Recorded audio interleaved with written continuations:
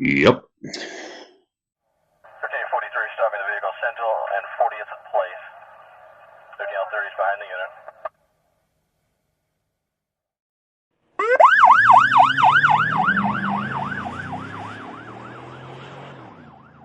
Sit back and relax. Your group therapy session has started. Welcome to Alone and Unsupervised.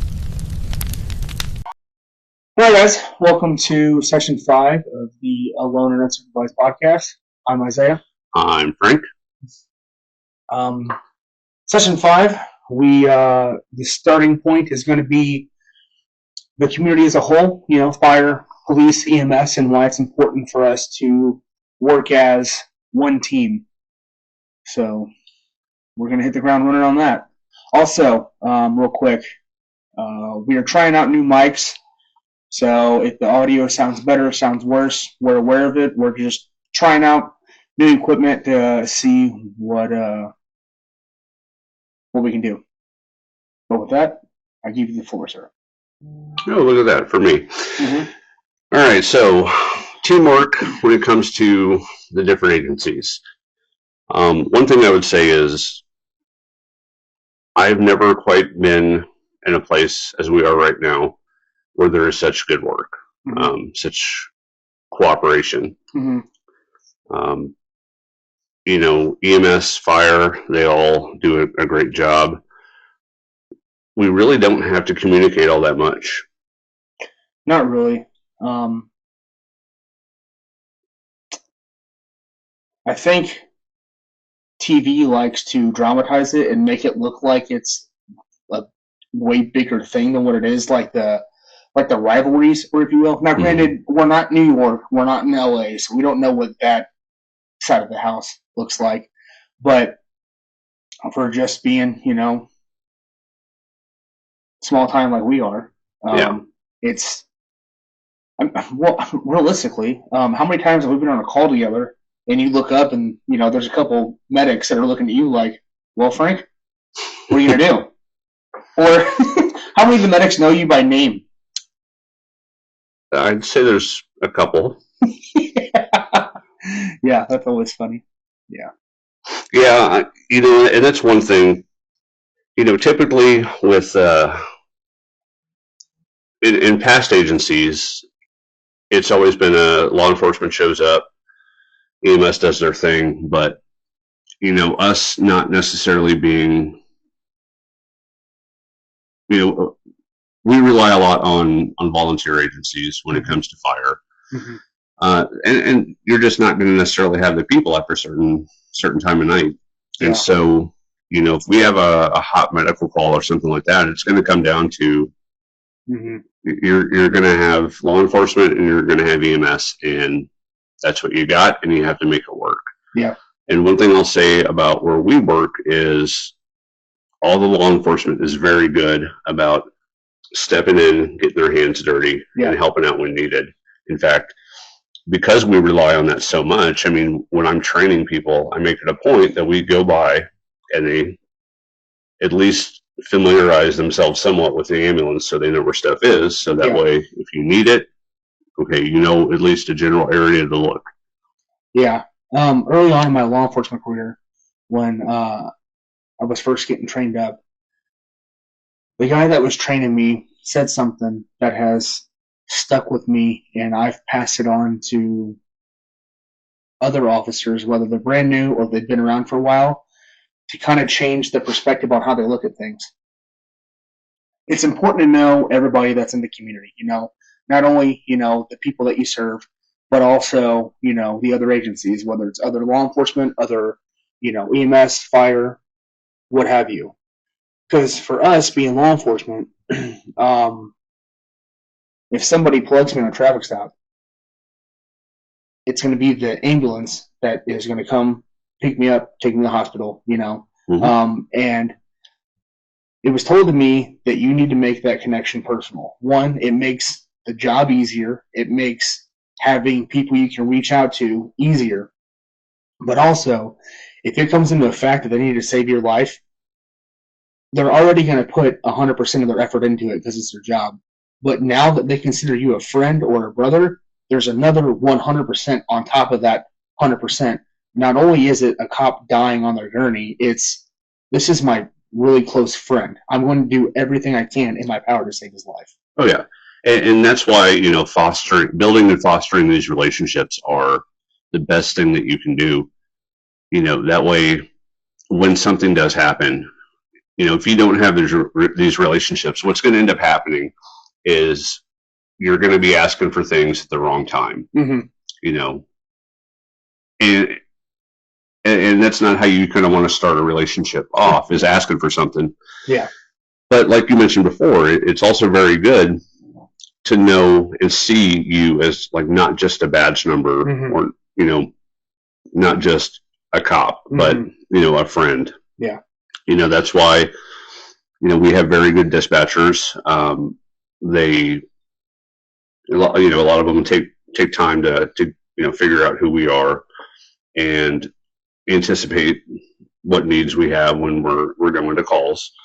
Same thing when it comes to EMS. I mean, you think back to your academy, there's a reason why part of the curriculum is often the first responder program, because a lot of times you're going to be there first, and if all you're doing is standing there staring at the person, then that's not good for anybody. No. And I guess I have done a crappy job of, I haven't brought up dispatchers in this community, but for me, you guys fall under law enforcement, because without dispatch, there's no law enforcement. No law enforcement, there's no dispatch. So we're kind of one of the same, But it also goes into knowing those guys as well, because they're literally your lifeline. They are. And I would venture to say that one of the most important pieces of equipment on a cop's belt or vest is his radio, But it's important to get to know them as well, because they're the ones that listen to you day in and day out. And they're the ones that are going to pick up on, he's sounding weird. I need to get him help. He may not be asking for help, but I can hear in his voice that something is off right now and he needs something, so I'm going to send him the world. Oh, yeah. They definitely put up with our shenanigans a lot. Oh, yeah. Yeah, for sure. Especially the middle of the night shenanigans. Yeah. Especially whenever you start dropping the Q word. Gosh dang, dude. I have no idea what you're talking about. Yeah.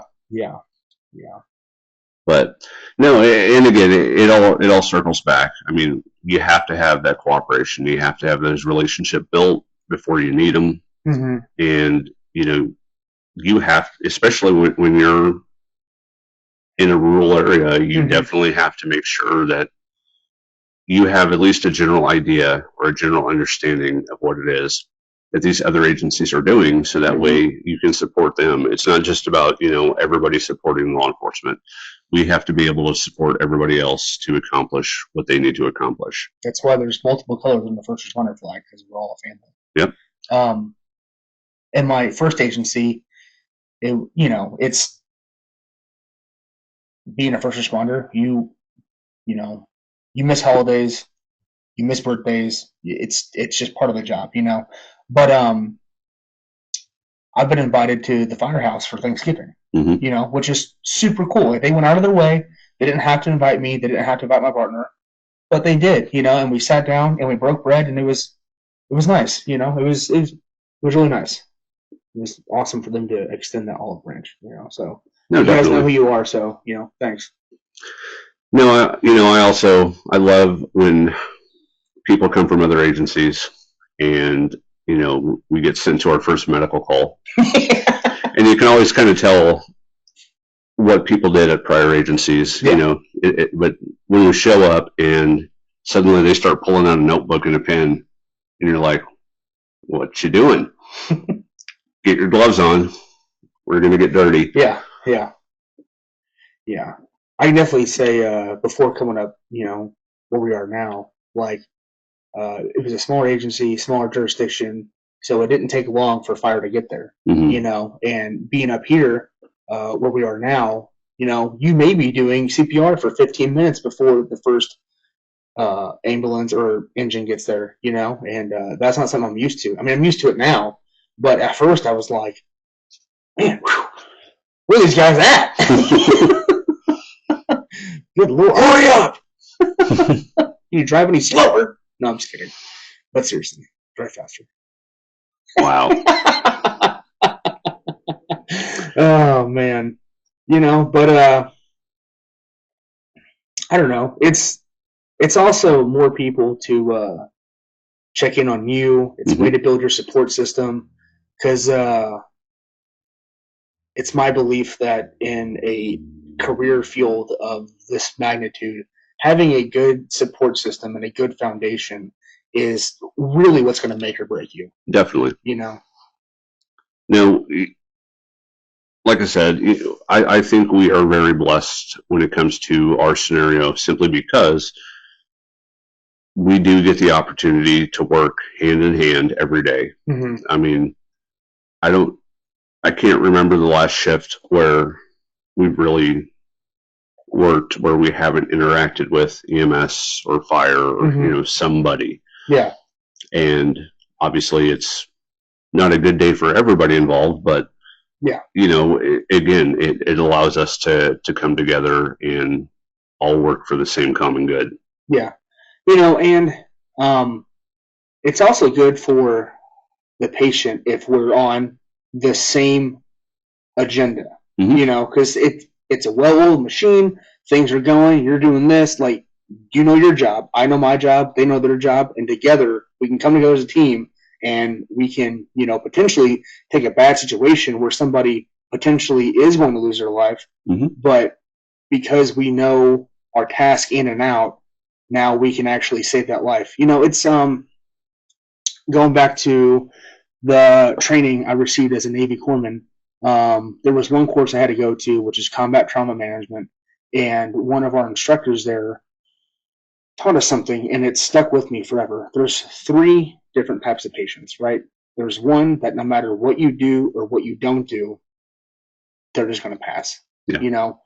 There's patient 2, which no matter what you do or what you don't do, their will to live is so strong that they're going to make it. And then there's a third patient, which is the most crucial patient, is the exact medical adjunct performed in the proper way, with proper placement, with proper training, is going to save their life. And obviously that's the patient that, I'm talking about when I say it's a well-oiled machine and we all come together as a team. Like, that's what I'm talking about. No, definitely. Now, what I would ask you here, it's been a while since you have trained in a lot of medical tasks, correct? Mm-hmm. Yeah. So how prepared do you feel you are right now? I feel pretty prepared, but it also helps that I work with you, because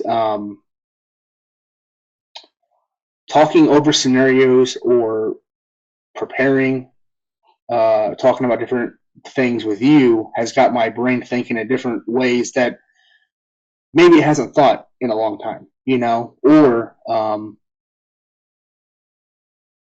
I don't know. I think that when we get on the scene together, we feed off each other, and I think that benefits me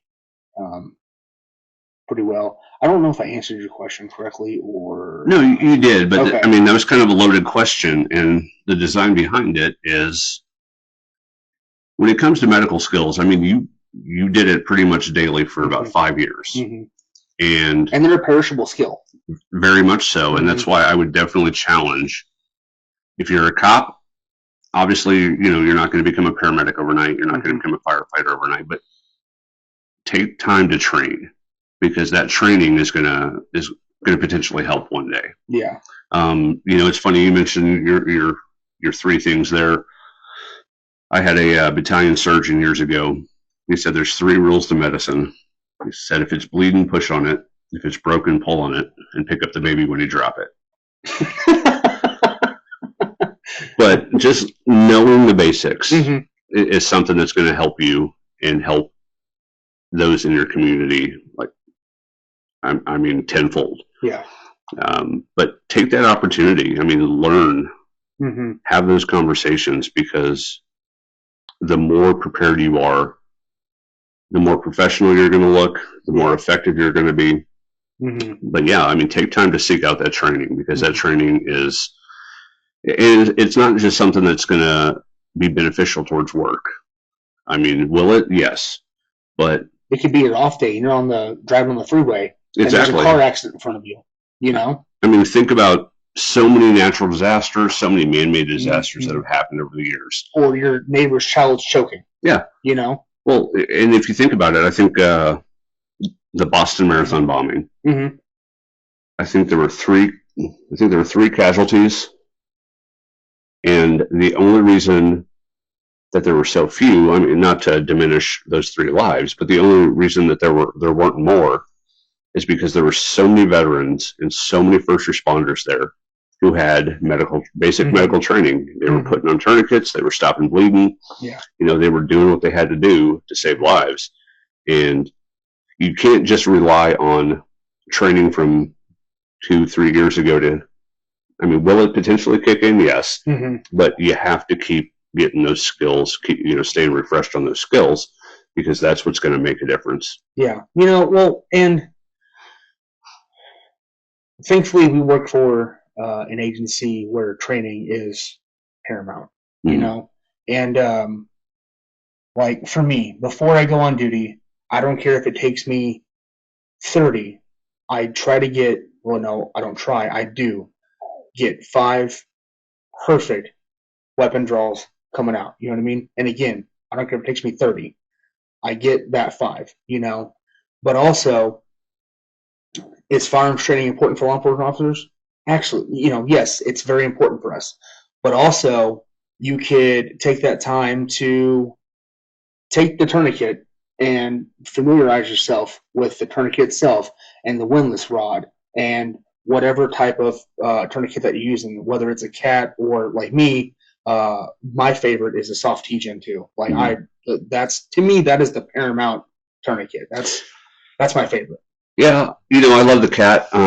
Trained with it so many years, but what is becoming number 1 on my list is the snake. I think it's snake staff tourniquet. Yeah, and it's basically just like a cat, except you can use it on working dogs. You can use it on children.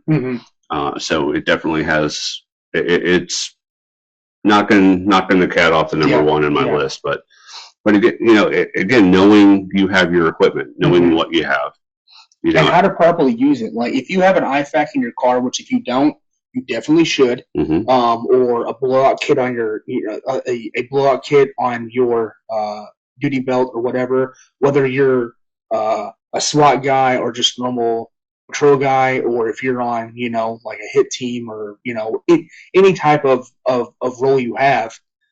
Not only is this going to benefit you, but it could benefit your partner, you know, like God forbid something ever happens. And because of my lack of training, I wasn't able to make sure somebody goes home.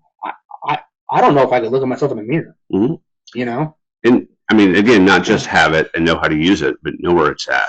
I can't count how many times I've seen somebody tearing up the back of their trunk or the back of their just SUV, throwing stuff out because it's all disorganized. Trying to find, you know, what should really be one of the things at the top. Yeah. But go through, you know, check expiration dates. Continue to do research. If you find other things that you think will work or you think are somewhat relevant, don't be afraid to try and get them. I mean, it takes nothing to also put together a proposal for your agency to request a certain thing. Yeah, or, you know, there's a lot of companies that will work with agencies, like, you know, because, you know, we know that there's agencies out there that don't have an endless budget, you know. So there's companies that will work with you, or there's grants, or, you know, there's what have you. But if you don't ask the question, you know, it's not going to get answered. Closed mouths don't get fed. Yeah, the question's always, or the answer's always no if you don't ask. Yeah, exactly. But, you know, even with that being said, too, some of these companies will actually point you into the direction of certain grants that may be available that you had no idea about. Yeah, exactly. Or, you know, reach out. But again, it seems more relevant when it comes to medical, because let's be honest too, medical is one of those things that we are probably going to accomplish or encounter the most. Oh, for sure. For sure. I mean, if it comes to a fire, I mean, I got a fire extinguisher. Well, I don't know how effective that's going to be, but I don't know how well my bullets are going to be for flames, but yeah. But also, I want to try it. Maybe if you're driving by, you see the fire department training, take a few minutes, stop by, say, hey, if we're on a scene, is there something I can do that would make your all's job a little bit easier? Yeah. Or hey, real quick, can you give me a tour of the ambulance? I want to know how stuff works. Where does this go? Why do you use this? Why is this bag marked this? How can I help you? If you guys are on scene and I'm hands off the patient, what do you need? How can I better help you? And the same thing kind of goes with dispatch too. Have those conversations with dispatch. Hey, is there anything that I can do to make your job a little bit easier too? Taking the time to try and strengthen those relationships. Yeah. Those are things, because that other person is going to take the time to think, okay, wow, they not only recognize what I do, but they're trying to make an effort to help me do my job. Yeah. And so again, foster those relationships. Those relationships are going to last beyond the time of the call or the time on scene. Yeah. And I'm not going to say that every situation is the same, because it's not, but most of the time it's going to look worse than what it is medically. You'll see a lot of blood, you'll see a lot of what have you, but take that take that second, take a breath, oxygenate your brain, and be like, okay, what do I have here? Okay, hey, dispatch, this is what I have. This is how old this person is. Here's the injury. Here's their chief complaint, yada, yada, yada. Because that's all the information that they're going to need to push to fire an EMS to get them out there. It's like a 9-line. The first 4 lines are what you need to get that bird spun up. 5? 5. Oh, I was always taught 4. Fail. Yeah. Whatever. Anyway. Yikes. Anyway, yeah, but there's nothing worse, too, than waiting on somebody to get there, and they come in and they don't have everything they need, especially knowing that if you would have just communicated, then they would have known to bring that in. Because, let's be honest, you can't bring everything in from an ambulance. Yeah, right. Exactly. But they could have skipped a couple of steps had they had good information on, hey, I don't need that right now, but I definitely need this. Yeah. It's very important to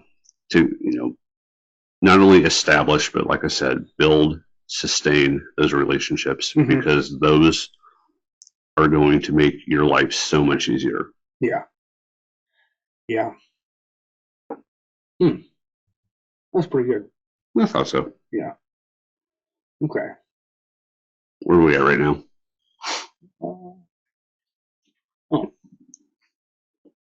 We got a little bit more, I guess. I don't know. And it's... What am I trying to think here? It's not all about the competition, No, and don't get me wrong, a little bit of a friendly banter back and forth is, I think, healthy. Oh, yeah, absolutely. But it kind of goes to, like, the branches. Like, I'll make fun of you for being in the Army, you'll make fun of me for being in the Navy. But if some dude never served, started roasting you, I'm like, oh, hey, listen, this is my Frank, not your Frank. Like, but, it's the same way. I mean, I've been on calls before where people started getting sideways with the fire guys, and I'm like, whoa, hold on, time out. You're not gonna treat my fire guys that way, Like, that's not how this is gonna go. And if that's how you want it to go, it's gonna be a really crappy day for you. Yeah. But I don't know. I guess the whole point of this was to just really talk about how the different agencies need to work together, because the end goal is the same. Yes. We all want to go home to our families, but at the same time, if we could get that patient back home to his family, that's good too. Yeah, we want to do what we can to serve our respective communities. Mm-hmm. And I mean, I would challenge everybody, find a way to not just gain knowledge from the other agencies, but share knowledge. Yeah. You know, maybe you can work on some sort of in-service training together where, you know, you all teach something to them, they teach something to you all, or work out tabletops or actual exercises where you all work together and so you kind of know how things are going or how they're going to go, or maybe how they should go. But yeah, take that opportunity because I mean, let's be honest, a lot of administrators they're focused on making sure their respective agencies are running efficiently, smoothly, you know, within budget, things like that. And so it's easy to get sidetracked. And sometimes having those conversations at the line level can be one of those things that makes something happen to make everybody work together a little bit more efficiently. Yeah. Oh, yeah. Yeah, for sure. For sure. So I think that was a good message put out. I think so. Yeah. I try. Do you want to do the honors with cracking the ammo can? Sure. We'll try that out.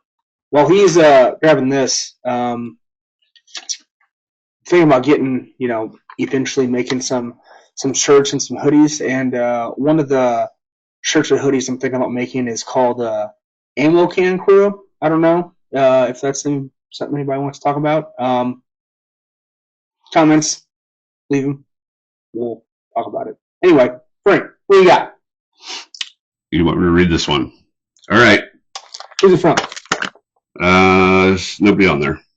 But what I will say for this session safety brief, remember the 4-hit rule. Don't hit your pets. Don't hit your kids. Don't hit your spouse. And if your neighbor's spouse asks you to hit it, don't. All right. Wow. Love you, bye. Love you, bye.